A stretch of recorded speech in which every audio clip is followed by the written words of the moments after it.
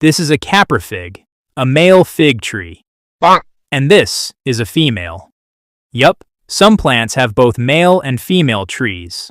I bet most of you don't know that marijuana have male and female too. But it's neither a plant video nor a fact one, so why are we talking about figs? Well, this 2mm guy is called fig wasp, and these puny guys are lifeline of figs. If these wasps go extinct, the fig plants will go extinct with them as well. Both the male and female tree have these bulbs, but only the female tree can make fruits. So yeah, all the ripe figs you eat are females. Males never turn into edible fruits. But the thing is, female figs don't have androcium. The pollens must be transferred from male fig to the female. And how does that happen? Well, the wasp mating handles the situation. A just-hatched female wasp emerges out of a male fig, covered in pollen. She is already pregnant, and has only around 48 hours of life left. So, she hurries to find a fig flower. By the way, this bulb is a flower. It contains hundreds of flowers inside it, known as syconium. But the wasp doesn't know either it's a male fig or a female. She just enters the fruit from this hole, also known as ostiole. It's a tight squeeze, and she loses her wings during this process. But that's not a problem, as she won't visit any other fig, and will die after laying eggs. After entering the fig, she lays hundreds of eggs, directly inside the ovary of the flower. Then, the mother dies. The plant stops the fruit formation and changes that ovary into nursery for the wasp. Thus, the ovary changes into gall.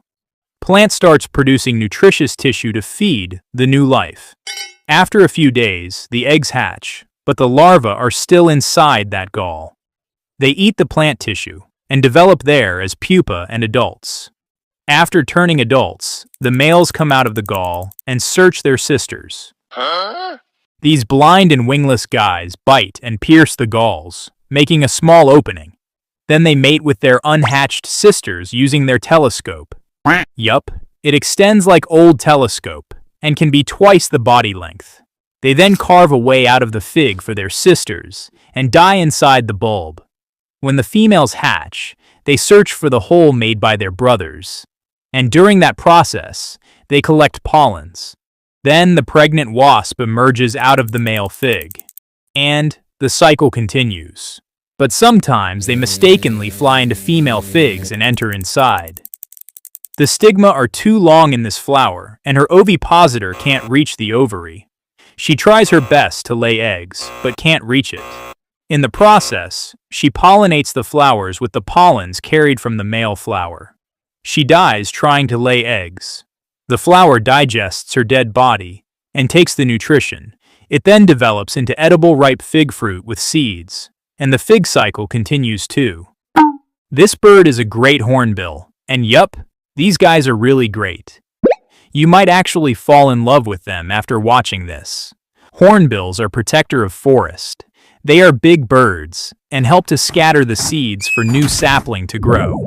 And their favorite food is fig. They eat the female figs, and their gut helps the growth potential of all the seeds they eat. But the most amazing thing about them is their mating. When it's mating time, mature males start showing their moves to impress the newly matured females. They even fly and fight mid-air, striking their casque. The bigger the helmet, better the chance of success. This guy won the fight, and won the heart of this female. She now gets closer to him and gives positive response. Then the guy brings food, figs mainly, to impress the female. She ignores the food and tries to test his patience. It's necessary for females to examine their determination, as she will be literally putting her life in that male's hands. When she finally accepts the food, they practice passing food using the beaks. When she thinks the male is acceptable, they start the love duet. Yup, they sing turn by turn and even in unison. The male then follows his girl during the foraging. They even perform beak rubbing from time to time. Now, the true lifetime bond is formed. They both fly in search of a natural hollow cavity in a tall tree. After they find a good spot, male checks the hole, confirms it, and female gets ready. Male climbs on back, and they mate. The butt kiss normally lasts just a few seconds, and both get ready to make the nest. But this is not a classic nest as you might think. Male gathers mud from nearby area, and both of them start closing the hole. They even use wood chips, their own feces, and fruit pulps to make the wall strong. Finally, the female is trapped inside, with just a small vertical opening. The female stays inside and poops outside from that opening. Male goes foraging and brings fruits and insects around 80 times a day. Yup, dad does this for around 4 months. She then lays eggs and incubates. After the eggs hatch, father provides for the chicks too. When chicks get a bit bigger, the place starts getting cramped. By this time, she breaks the opening with her bill, just enough to come outside, and leaves the cavity. The kids instinctively close the seal with their poop. Now both the parents feed them until they break the opening and come out. Then kids stay with their mom and dad for a few weeks and start their own journey. When the chicks are 4 to 5 years old, they start searching for their own lifelong partner, and the cycle continues. This is a cane toad, and you might remember it from the invasive series. These poison bags are very toxic, but scientists believe that some of their toxin can be used to cure cancer cells. Australia might hate them less if that ever happens. As we already know, these guys will eat anything that fits in their mouth. But the weird thing is, they will mate with anything that they can hold on to. Yup, these guys are super wild when the mood swings.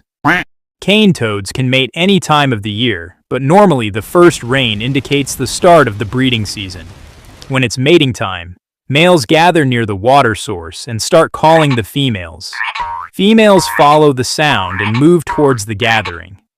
But these guys will hop into anything that moves towards them.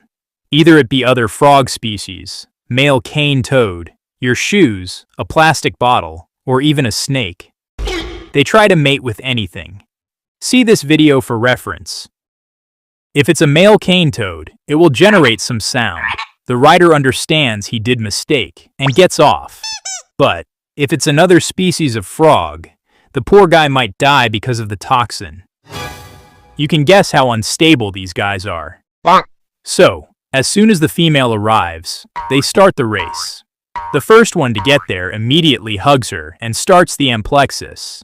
Other males try to remove him from the back, but he kicks away the others. Sometimes, a lot of males will jump on female's back, forming a ball.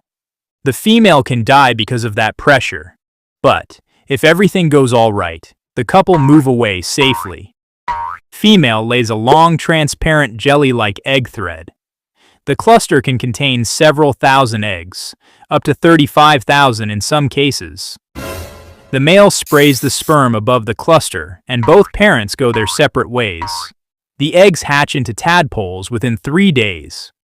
Yup, they are super invasive because of that reason too. They become miniature toadlets within 2 months. The toadlets scatter around and start their own life. After a year later, the cycle continues. This guy is a rhinoceros, and there are only 5 species of them. These guys are like living tanks with super strong skin. Their thick skin is bulletproof too, at least for the small caliber bullets. And they actually need that for mating. Yup, if the skin is weak, they will easily die during the mating fight. Rhinoceros are solitary animals. Males have their own territory, which is marked by their urine and dung. If any rival male enters the territory, it's a fierce battle. So the males don't usually interfere with others' land. Females and small males are usually accepted to enter the territory. In fact, females can wander around overlapping lands of many males. And when a female enters heat, the male can identify it from the smell of her urine and dung. She is not yet ready to mate, but male doesn't want to lose the chance. So, he starts following her. Female may sometime chase away the male, but he must stay persistent to grab the opportunity.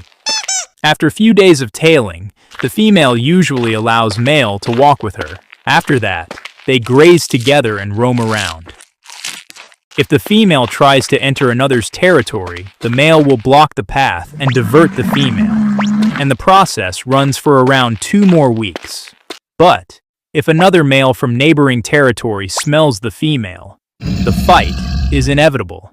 And you might not know that rhino fight is regarded among the most dangerous combat in Animal Kingdom.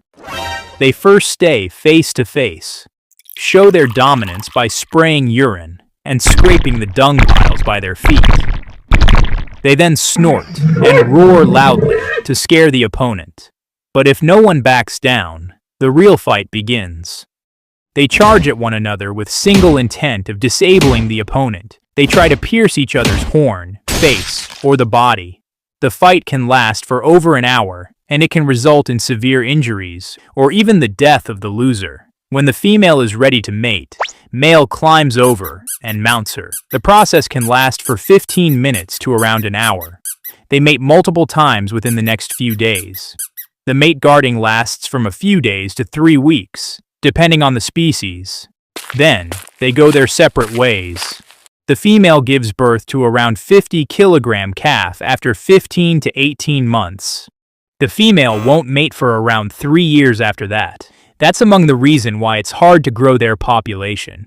When females reach 5 years of age, and when males reach 10, the cycle continues.